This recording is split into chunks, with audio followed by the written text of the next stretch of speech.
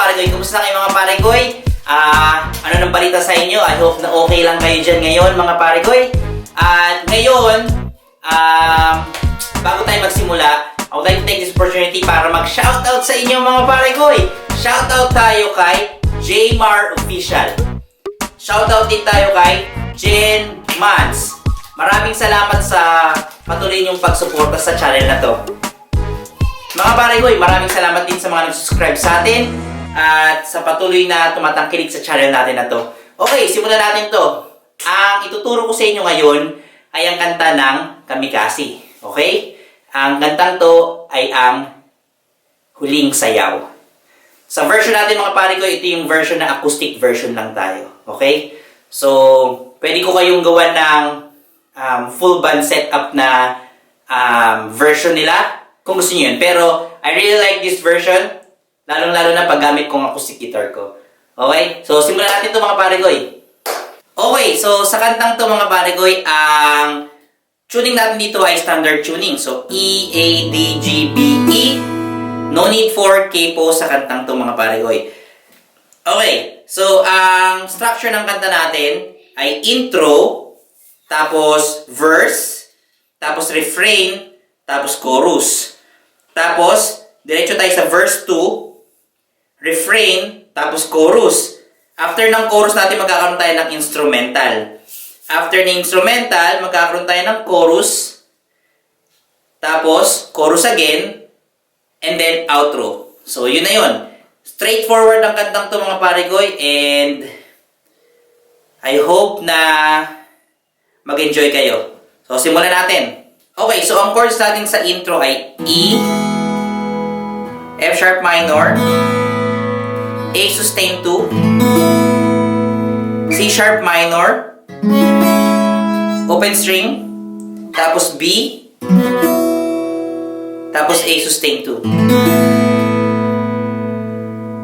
Okay, so sa F sharp minor natin, ang gagawin natin dito ay yung index nyo lalagay nyo sa 2nd fret, 6th string. Yung middle finger nyo ilalagay nyo 2nd fret, 4th string, and then yung ring finger nyo ilalagay nyo sa 2nd fret, 3rd string. So, ganyan. Sa C sharp naman natin, dahil naka-open string to, imbis na naka-bar yung index nyo sa lahat ng string from 5th to 1, ang gagawin nyo is yung base lang ng note na to, which is itong 4th fret, 5th string. Okay? Tapos yung B natin, 2nd fret, index nyo, ilalagay nyo rito sa 5th string. Tapos sa 4th fret, lalagay nyo yung index, lalagay nyo yung ring finger nyo dito sa 4th string. Tapos yung pinky, lalagay natin sa 4th fret, 3rd string.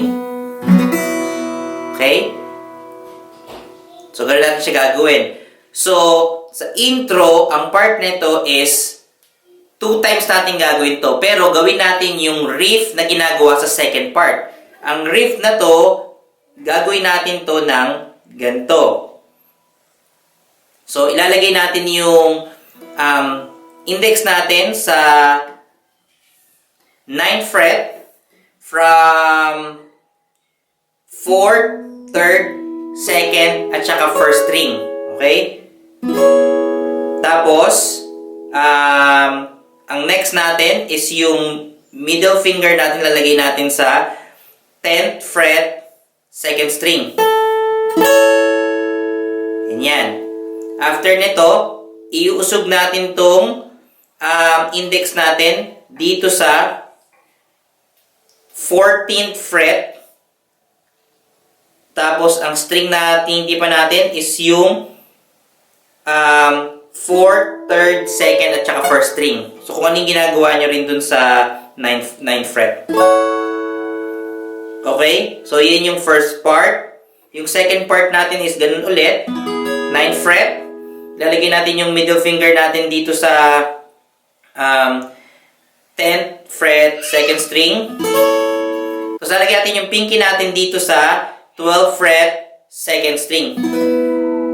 Okay. So, para siyang ganito.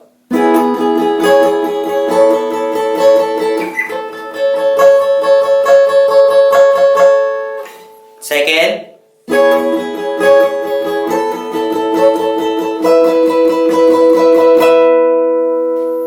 Okay. So, kung bubuuin natin yung intro para siyang ganito.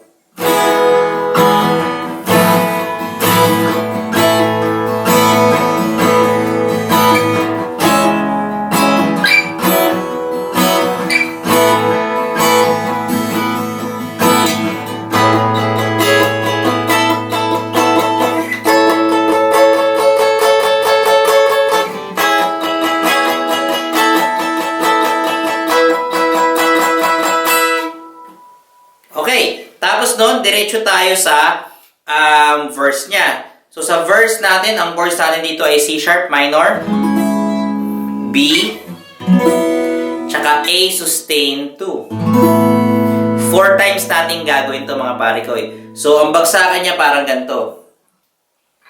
Ang ating huling sandali, di na tayo magkakamali. Wala ng bukas, sulitin natin ito na ang wagas. Kailangan na yata natin umuwi. Okay, so after nyan, magre-refrain tayo mga pare ko. Sa refrain natin, ang chords natin dito ay B, at saka A sustain 2. 2 times natin gagawin yan. So, para siyang ganito.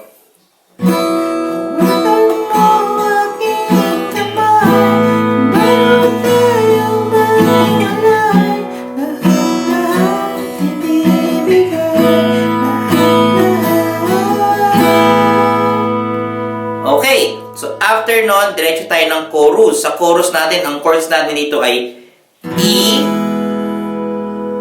okay, F sharp minor, tapos A sustain 2, tapos C sharp minor, tapos B, tapos A sustain 2. 2 times natin gagawin to. So, para siyang ganito.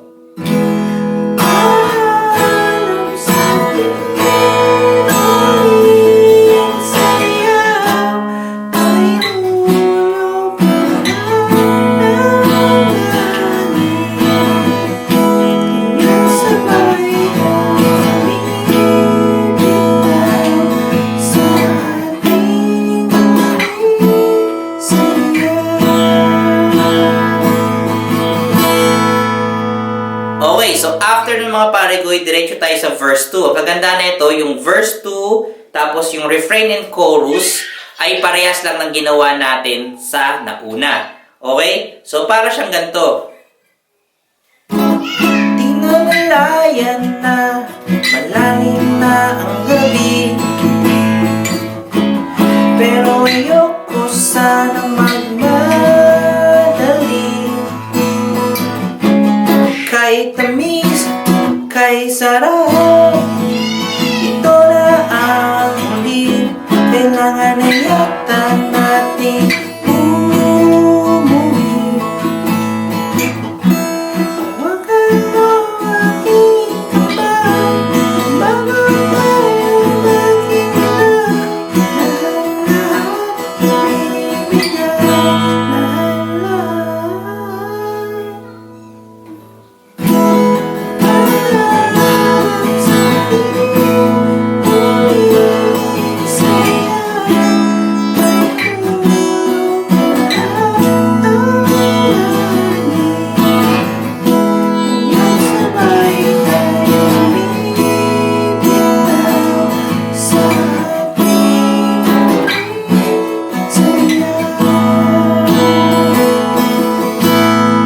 Okay, so after nyan mga pare, magkakaroon tayo ng instrumental. Ang kaganda sa instrumental, isang chords lang ang gagamitin natin, which is yung C sharp minor.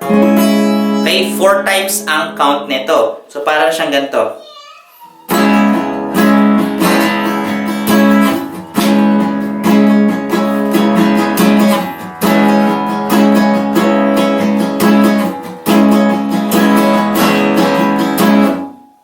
Okay, tapos chorus tayo. Ang pagkakaiba sa chorus na to, muted yung chords natin. Okay? So, para siyang ganito. Paalam sa ating huling sayaw, may dulo pala ang langit, kaya't sabay tayong ibitaw sa ating huling sayaw.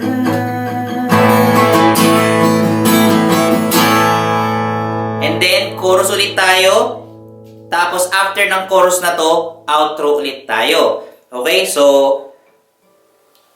sa outro niya, parehas lang ng chords ng instrumental, which is C sharp minor na 4 times. Okay? So, parang ganito yung last chorus niya. Paalam sa ating huling sayaw, may dulo pala ang langit, kaya't sabay tayong bibitaw sa ating huling sayaw. Outro.